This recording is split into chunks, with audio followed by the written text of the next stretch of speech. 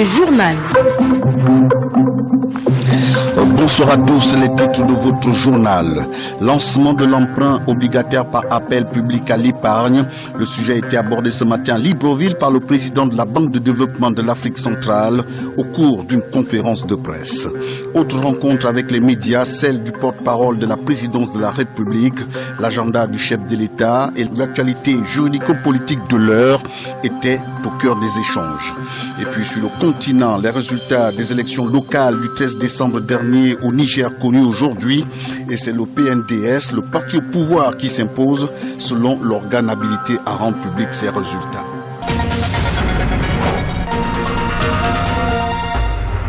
Une fois de plus, bonsoir et merci d'avoir choisi Radio Gabon la référence pour vous informer.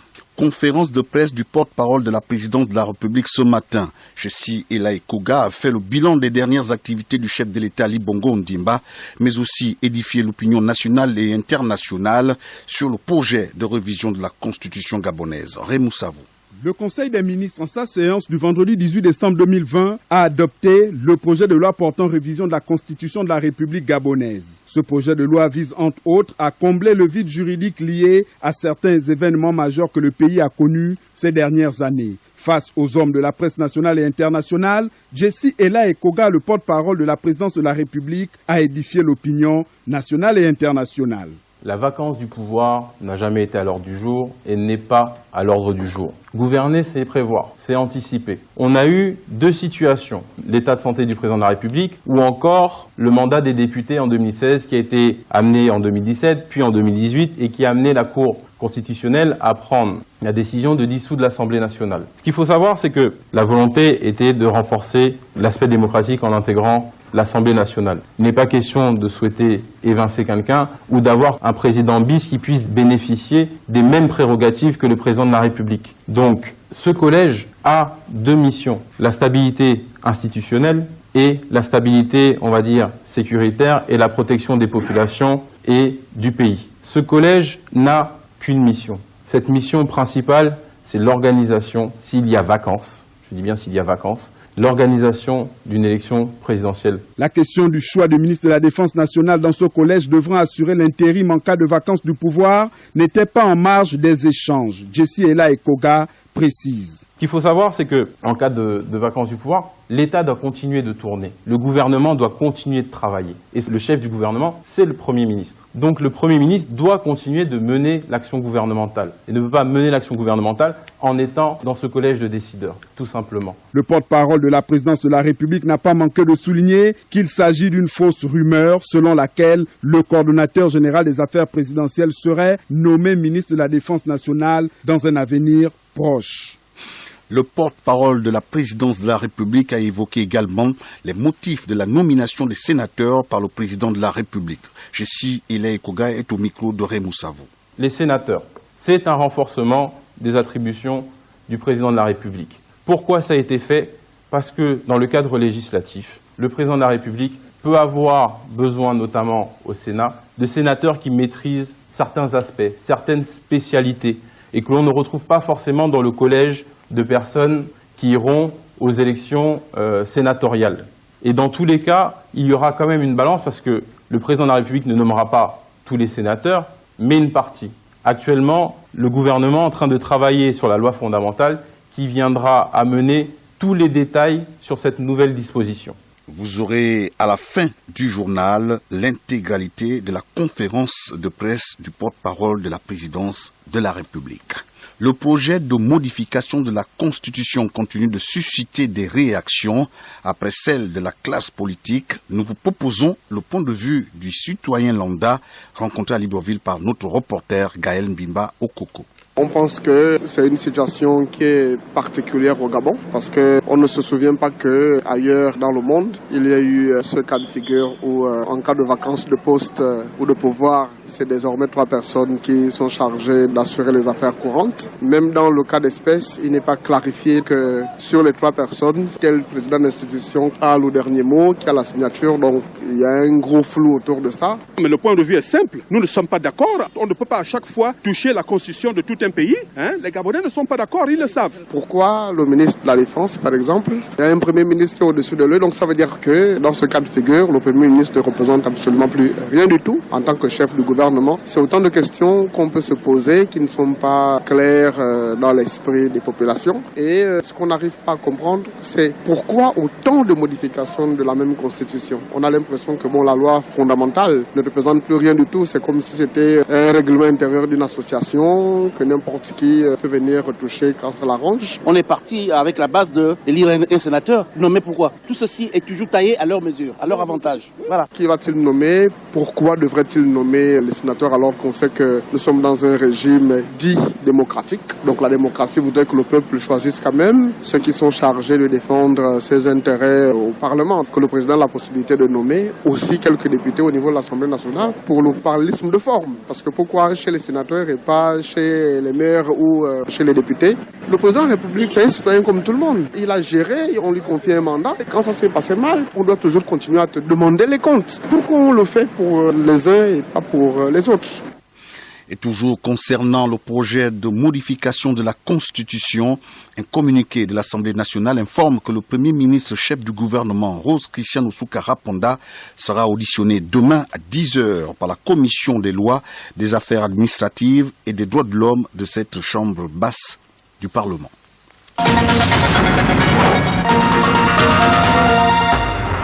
Le Gabon et l'Égypte renforcent leur coopération. C'était à la faveur d'une audience ce matin au cabinet du Premier ministre. Rose Christian Osuka Ponda a échangé avec l'ambassadeur d'Égypte au Gabon, Seif Kandil. Le point avec Nick Jocelyn Fouba. Après avoir présenté au chef de l'État Ali Bongo Ondimba les lettres de créance le vendredi 4 décembre, l'ambassadeur d'Égypte au Gabon, Seif Kandil, a enchaîné une série de visites.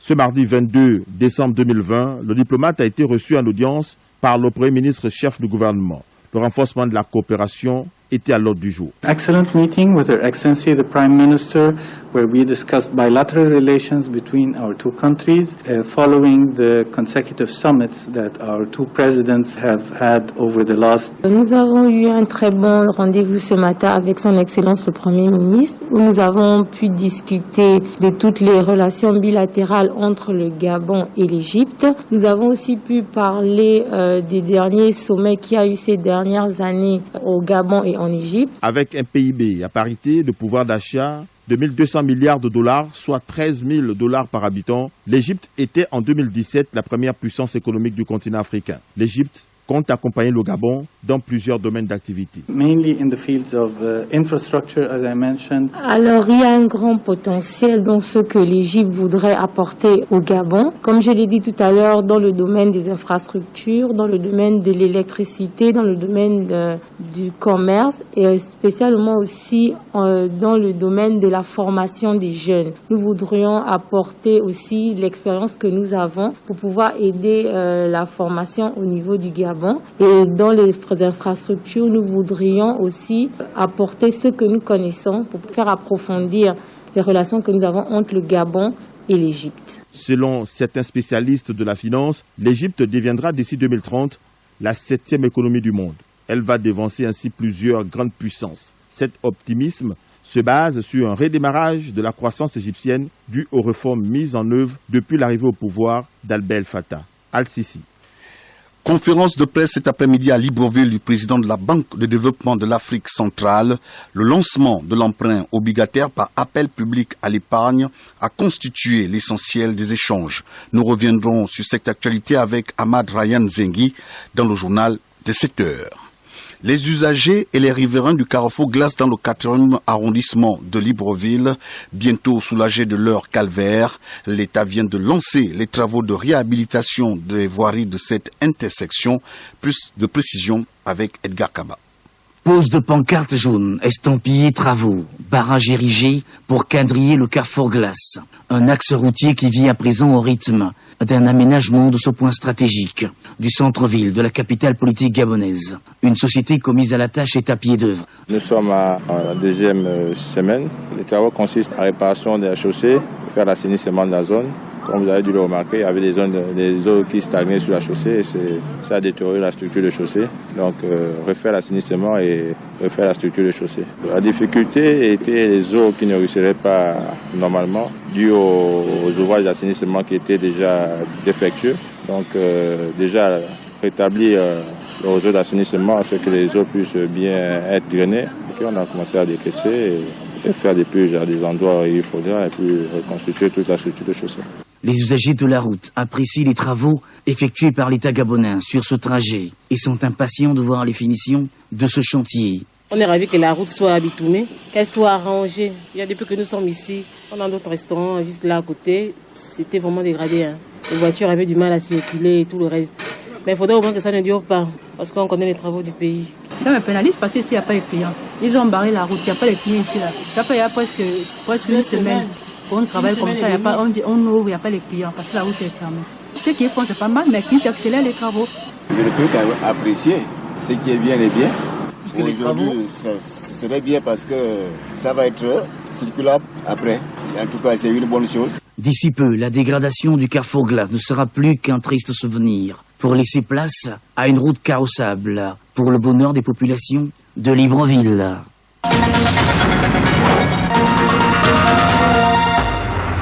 On ouvre à présent le dossier consacré à la fête de Noël. À Kanda, ville située au nord de Libreville, c'est Noël avant l'heure. Le député du 2e arrondissement, Franck Guéma, et sa suppléante, Priska Anguile Ngwanji, organisent depuis ce mardi un arbre de Noël avec distribution de cadeaux aux enfants pour soulager les parents. Les précisions avec Pakita Love Dilebou Mabika au journal de 7 heures. À Oyem, dans le Wellentem, on parle aussi de remise de cadeaux de Noël, mais spécifiquement aux enfants vivant avec un handicap dont l'âge varie entre 3 et 13 ans. L'initiative est de la première dame Sylvia Bongo Ndimba. D'Oyem, la correspondance est de Firmin Elebiamezui. Ce sont au total 34 enfants âgés de 3 à 13 ans, préalablement identifiés par les services sociaux, qui ont bénéficié de cette générosité de la première dame du Gabon, Sylvia Bongo Ndimba. Dans son intervention, le directeur provincial des affaires sociales a tout simplement regretté l'absence de certains enfants aux parents indécis avant de lancer un appel pressant aux fins d'immatriculation des personnes vivant avec un handicap physique. Paul-André Ndouabo. C'est l'occasion pour moi de lancer un appel à l'endroit des parents qui gardent leurs enfants handicapés à la maison de ne pas se gêner de les déclarer auprès des services sociaux. N'attendez pas seulement le faire parce qu'il y a une action envisagée. Faites-le parce que nous avons besoin de mettre en place une base de données qui nous permettra d'avoir des statistiques, ne serait-ce que ce qui concerne la population handicapée de la province. Visiblement satisfait, le représentant des familles impactées n'est pas passé par 4 chemins pour remercier l'initiatrice. Nous remercions beaucoup la première dame du Gabon, Madame Sylvia Bongo Ondimba, pour avoir pensé en cette fête de Noël nos enfants handicapés. Nous remercions beaucoup encore de ce geste symbolique, que ça soit continuel, que ça ne s'arrête pas. Au terme du protocolaire de distribution des kits de Noël, au nom de la donatrice, le dépositaire légal de l'autorité de l'État, Jules Djeki, s'est montré pédagogue pour situer l'importance de cet acte qui se veut pérenne. Un Père Noël, pas comme les autres. Au regard de la courbe de graduation élevée des enfants vivant avec un handicap physique dans la province du Wellentem et le manque d'une véritable structure d'accueil, malgré les efforts consentis par les affaires sociales, l'implantation d'une annexe de la fondation Sylvia Bongo Ndimba serait un véritable ouf de soulagement pour toutes ces familles dépourvues en majorité des moyens. Pour la plupart, bien entendu, en ligne d'Oyem pour Radio Gabon, la référence Firmin Elebiamezui. On referme ce dossier consacré à la Noël par Makoko Anogwe Ivindo. Là-bas, à quelques jours de la fête de la Nativité, le curé de la cathédrale Notre-Dame des Victoires, Paul Gestenou, s'active pour la réussite de l'événement. Cécilia Koumamendom nous en dit un peu plus. Placé sous le signe de la réconciliation avec le Seigneur, c'est dans cette optique que les chrétiens catholiques de la cathédrale Notre-Dame des Victoires de Makoko attendent l'arrivée symbolique du Seigneur Jésus-Christ. Bien que marquée par la pandémie du coronavirus, la célébration de la naissance du Christ ne restera pas en marge des festivités religieuses. Paul Gestenou, curé de la cathédrale Notre-Dame des Victoires de Makoko. Les préparatifs, c'était d'abord pendant ce temps de l'Avent où chaque chrétien a essayé de mettre sur pied les les exigences de ce temps de l'avant, temps de préparation à la grande fête de Noël par des actes de pénitence et d'une manière spontanée. Et chaque chrétien a essayé de mettre les pieds dans cette démarche-là de la conversion par la pénitence. Non pas seulement une pénitence spirituelle qui, à travers les neuvaines, à travers les prières, à travers les veillées de prières, mais aussi sur les actes sur le terrain en essayant de nettoyer la paroisse, en essayant de nettoyer l'église, de nettoyer les alentours de notre église. Aujourd'hui, nous avons célébré déjà d'une manière anticipée avec les enfants de nos établissements. Donc, d'une manière anticipée, on a célébré Noël avec eux et c'était également un moment de joie, un moment de recueillement. L'avant, période marquant les préparatifs de la fête de Noël, a été l'occasion pour le curé de la cathédrale Notre-Dame des Victoires de Makokou de célébrer une messe en faveur des élèves et personnels d'encadrement des écoles Notre-Dame des Victoires A et B. Jésus est notre Père. Il s'est sacrifié sur la croix à cause de nous, à cause de nos péchés. Et Jésus s'est sacrifié sur la croix à 33 ans. La Noël représente la naissance de Jésus. À l'issue de cette messe, les élèves se sont dit satisfaits des enseignements sur l'amour du prochain. La naissance du Seigneur Jésus-Christ à la cathédrale Notre-Dame des Victoires de Makokou est un événement heureux très attendu par la communauté chrétienne ogivine. De Makokou, Cécilia Koumamendom pour Radio Gabon, la référence. Et dans votre agenda, notez que conformément aux dispositions en vigueur dans notre pays, les journées du vendredi 25 décembre 2020 et vendredi 1er janvier 2021, marquant respectivement la fête de Noël et le Nouvel An, sont déclarées fériées, chômées et payées sur toute l'étendue du territoire national. Sans transition, on aborde les nouvelles hors de nos frontières et au pas de course avec vous, Clovis Mabika Manfumbi.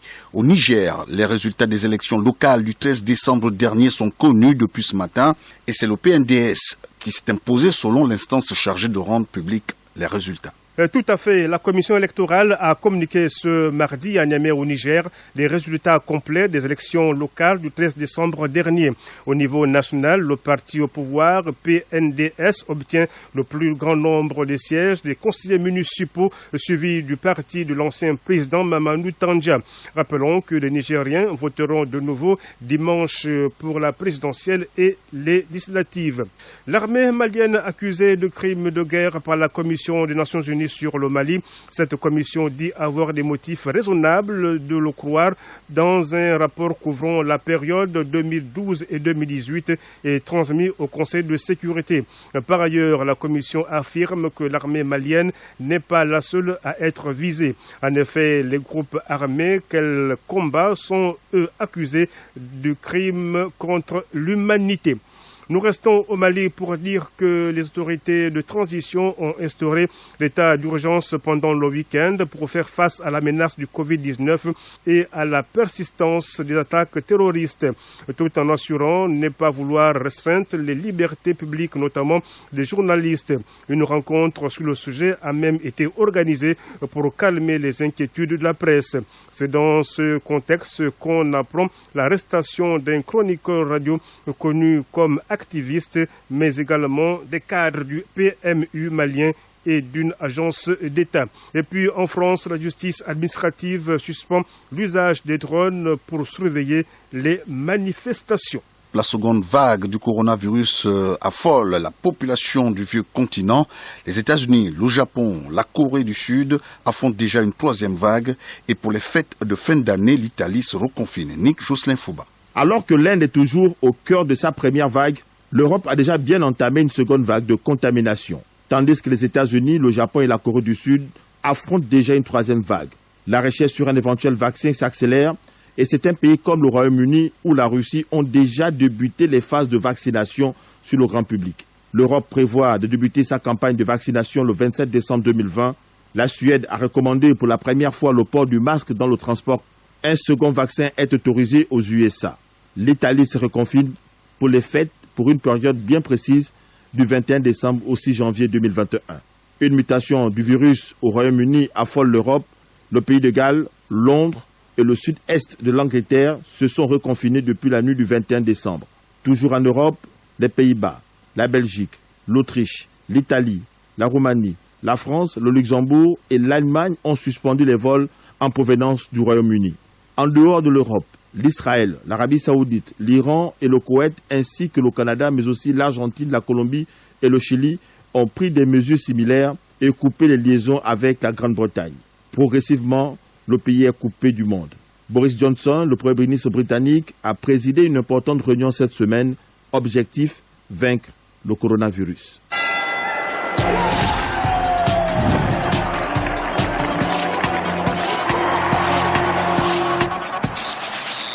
La page des sports de ce journal avec Berlek Lekoba. Bonsoir Berlek. Bonsoir Pierre, bonsoir Ligue à tous. des champions de la CAF après avoir taillé les Forest Rangers de Zambie.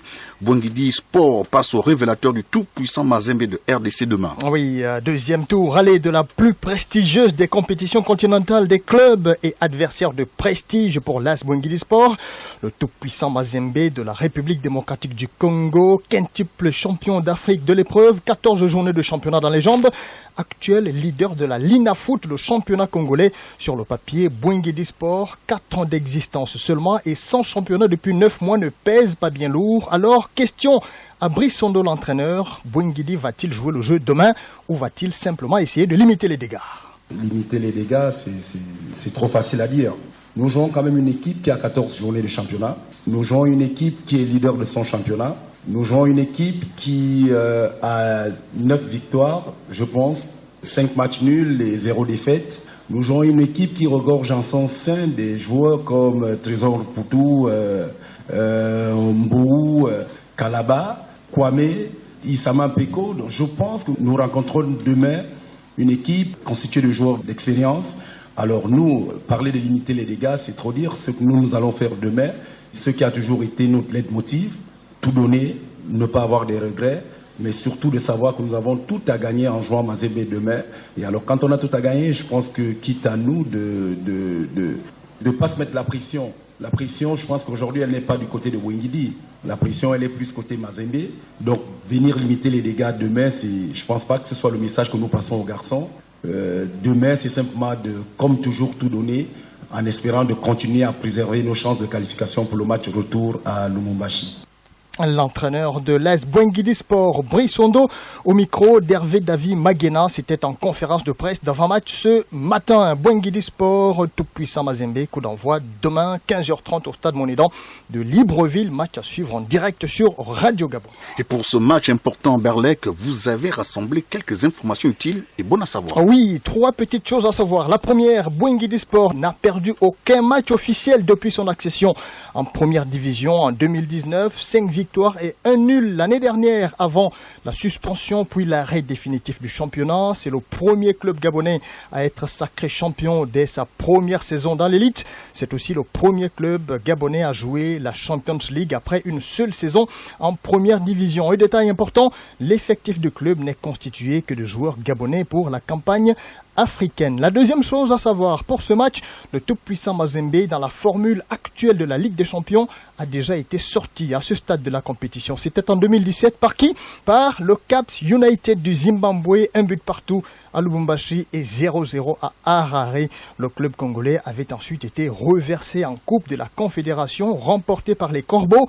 Les Corbeaux, c'est le surnom du club congolais. La dernière chose à savoir, la dernière fois que le tout-puissant Mazembe avait affronté un club gabonais, c'était en 2017, Coupe de la CAF. Justement, l'adversaire s'appelait le CF Mounana. Les Congolais avaient remporté les 2 manches, 2-0 à Kamalondo et 1-0 au Stade de l'Amitié de Libreville. Ils étaient donc passés sans grande difficulté jusqu'au sacre final, comme on l'a indiqué il y a un instant. Peut-être qu'ils auront quelques difficultés demain, car l'effectif des Corbeaux est amputé de 2 éléments importants. Le défenseur Kevin Mondeko et le milieu offensif Glody Lekonza, tous deux blessés et actuellement aux soins en Belgique. Et en Côte d'Ivoire, bloqué par la FIFA, la fédération s'en remet au TAS, le tribunal arbitral du sport. Ah oui, la fédération ivoirienne de football, la FIF, dit stop depuis début septembre. L'instance est à l'arrêt en raison de l'intervention de la FIFA qui a interrompu le processus électoral pour la présidence de la fédération en raison des suspicions d'irrégularité. Tout était parti de l'invalidation de la candidature de Didier Drogba qui avait provoqué un tollé obligeant la FIFA à mettre en place une commission pour audition des différents acteurs. Depuis, l'instance dirigeante du du ballon rond n'a fait aucune communication à ce sujet. Conséquence, blocage total des activités de la Fédération ivoirienne de football. Ce mardi, l'instance fêtière du football en Côte d'Ivoire a annoncé son intention de saisir le tribunal arbitral du sport, le TAS, pour sortir de cette impasse. Merci Berlek pour tous ces éclairages. Madame, Monsieur, nous procédons au rappel des titres. Lancement de l'emprunt obligataire par appel public à l'épargne. Le sujet a été abordé ce matin à Libreville par le président de la Banque de développement de l'Afrique centrale au cours d'une conférence de presse. Autre rencontre avec les médias, celle du porte-parole de la présidence de la République, l'agenda du chef de l'État et l'actualité juridico-politique de l'heure étaient au cœur des échanges. Et puis sur le continent, les résultats des élections locales du 13 décembre dernier au Niger connus aujourd'hui. Et c'est le PNDS, le parti au pouvoir, qui s'impose selon l'organe habilité à rendre public ses résultats. Point final à cette principale édition d'information de la soirée. Mise en onde Ulrich et Lanka. Montage Julien Makita. Réalisation Raymond Savou. Le journal a été préparé par l'ensemble de la rédaction de Radio Gabon La Référence. Merci de l'avoir suivi. Je suis Pierre Désiré Mvelenam. Je vous laisse en compagnie des programmes de la chaîne mère. Surtout avec l'intégralité de la conférence de presse du porte-parole de la présidence de la République. Vendredi 27 novembre à Libreville, le chef de l'État a présidé un sommet de la CEAC, son dernier en tant que président en exercice. Il aura dirigé cette institution durant 5 ans. Son quinquennat restera marqué par la réforme historique de l'architecture institutionnelle de l'organisation, une réforme qui a vocation à renforcer l'intégration en Afrique centrale, en particulier sur le plan économique. Nul besoin de vous redire que le président de la République est un fervent promoteur de l'intégration, que ce soit sur le plan régional ou international. Lors du sommet de l'Union africaine auquel il a participé, en visioconférence cette fois-ci, le 5 décembre dernier, il a rappelé l'engagement total du Gabon dans la mise en œuvre de la zone de libre-échange continentale africaine, la ZECLAF. Plus d'intégration, cela signifie en effet pour l'Afrique plus d'industrie et donc plus d'emplois. Comme le dit le président de la République, l'Afrique doit davantage produire ce qu'elle consomme. Pour autant, insiste dans le même temps le chef de l'État, le développement de l'Afrique ne pourra se faire que de manière durable, c'est-à-dire dans le respect de l'environnement. Le président en est convaincu. Il est possible de concilier l'exigence du développement économique avec l'impératif du respect de l'environnement. C'est, de son point de vue, pour l'Afrique, non pas une contrainte, mais une opportunité. Une opportunité pour innover et trouver sa place dans la mondialisation. C'est ce que le président de la République a rappelé le 12 décembre dernier lors du 5e anniversaire de l'accord de Paris signé en 2015 qui vise à limiter le réchauffement de la planète à un niveau nettement inférieur à 2 degrés Celsius. À cette occasion, le chef de l'État a annoncé une grande loi à venir qui renforcera encore la contribution du Gabon à la lutte contre le réchauffement climatique. Une initiative qui s'inscrit dans la perspective de la prochaine conférence sur le climat, la COP26, qui se déroulera en novembre 2021 à Glasgow, en Écosse. Je vous rappelle d'ailleurs que c'est le Gabon qui a été choisi pour diriger, à cette occasion, le groupe des négociateurs africains, ce qui constitue une forme de reconnaissance internationale. Passons maintenant, si vous le voulez bien, aux questions domestiques. Même si le sujet que je vais aborder maintenant est en lien étroit avec la situation internationale, il s'agit bien évidemment de la Covid-19. Depuis bientôt 2 mois, notre pays est parvenu à stabiliser le nombre de cas actifs, c'est-à-dire positifs à un même moment à la Covid-19, en dessous de la barre des 100. À la date d'hier, ce chiffre était de 73 selon le COPIL. Ce qui signifie que notre pays est parvenu pour l'heure à enrayer l'épidémie, c'est-à-dire contrôler la circulation du virus, ce qui est une bonne nouvelle. Pour autant, ça ne signifie pas que le virus a disparu, loin s'en faut. À cet égard, dans une vidéo mise en ligne ce mois-ci sur ses réseaux sociaux, le président de la République tirait le bilan largement positif du fonds de santé qu'il a financé sur ses fonds personnels afin de prendre en charge les Gabonais économiquement faibles durant cette pandémie de Covid-19. Au total, ce sont ainsi 350 000 Gabonais qui en ont bénéficié. Je cite le chef de l'État, « Nous avons remporté une bataille, plusieurs même, mais il nous faut encore gagner la guerre ». Dernier sujet que je souhaitais aborder dans ce propos liminaire, le projet de loi portant modification de la Constitution qui a été adopté vendredi dernier en Conseil des ministres. Je constate que celui-ci a fait couler beaucoup d'encre et donné lieu à des commentaires, et parfois même à certaines méprises. Vous en connaissez tous ici le contenu, je voudrais simplement ici insister sur quelques points qui me semblent importants. Tout d'abord, cette modification a été voulue par le chef de l'État. Il ne doit y avoir à ce sujet aucune ambiguïté. Ensuite, il ne s'agit pas de modifier substantiellement la Constitution comme j'ai pu le lire ici et là, mais tout simplement de préciser la Constitution là où elle ne l'était pas suffisamment. Enfin, est-ce le bon moment de le faire ? Certes, la priorité du président reste la situation sanitaire et économique, mais ces urgences à court terme ne doivent pas empêcher de traiter des questions de plus long terme. C'est le cas notamment en ce qui concerne la disposition relative à la vacance du pouvoir. Le chef de l'État a souhaité que soient tirées toutes les leçons du passé et de ses ennuis de santé qu'il a rencontrés fin 2018. Or, c'est au moment où tout va bien qu'il faut le faire, et non au moment où le problème se pose. Comme il le dit lui-même, c'est par beau temps qu'on répare la toiture et non quand il pleut. Cette métaphore est la bonne. Le toit de la maison Gabon présentait des brèches, il faut les colmater, c'est précisément l'objet de ce projet de loi constitutionnelle. Certains dans l'opposition, je le sais, tentent d'instrumentaliser le sujet et de le monter en épingle. Mais ce n'est pas la première fois, et tout comme lors des fois précédentes, ils n'auront pas le soutien des Gabonais. Car les Gabonais, eux, ont bien cerné les tenants et les aboutissants de cet ajustement constitutionnel. Vous êtes câblé sur Radio Gabon émettant de Libreville, 88.7, 96.5 FM. Où que vous soyez, nous sommes avec vous.